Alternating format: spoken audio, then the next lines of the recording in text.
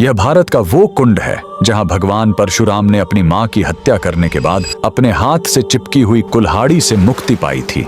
यह कहानी है महान ऋषि जमदग्नि और उनकी पत्नी पतिव्रता रेणुका की। कहते हैं रेणुका हर दिन नदी से कच्चे घड़े में पानी लाती थीं और उनके सतीत्व के बल से वह घड़ा टूटता नहीं था। उनके 5 पुत्र थे जिनमें सबसे छोटे थे विष्णु अवतार परशुराम। एक दिन रेणुका ने नदी में कुछ गंधर्वों स्वर्ग के संगीतकार को जल क्रीड़ा करते देखा। उन्हें देखकर एक पल के लिए उनका मन मोह में पड़ गया और उसी क्षण उनके सतीत्व का बल टूटा और कच्चा घड़ा टूट गया। जब वो आश्रम लौटी तो ऋषि जमदग्नि ने अपने योग बल से जान लिया कि उनका मन भटक गया था। वो इतने क्रोधित हुए कि उन्होंने अपने पुत्रों को आज्ञा दी, अपनी मां का वध कर दो। जब चारों बड़े भाइयों ने मना कर दिया तो क्रोधित पिता ने उन्हें तुरंत पत्थर बन जाने का श्राप दे दिया। इसके बाद परशुराम ने पिता की आज्ञा को अपना धर्म समझा। उन्होंने भारी मन से अपनी कुल्हाड़ी उठाई और अपनी ही मां का सिर धड़ से अलग कर दिया। उनकी आज्ञाकारिता से प्रसन्न होकर जमदग्नि ने वरदान मांगने को कहा। परशुराम ने तुरंत अपनी मां को फिर से जीवित करने और साथ ही पत्थर बन चुके अपने चारों भाइयों को भी मुक्त करने का वर मांग लिया। सब फिर से जीवित हो गए, मानो कुछ हुआ ही ना हो। लेकिन कहानी यहीं खत्म नहीं हुई।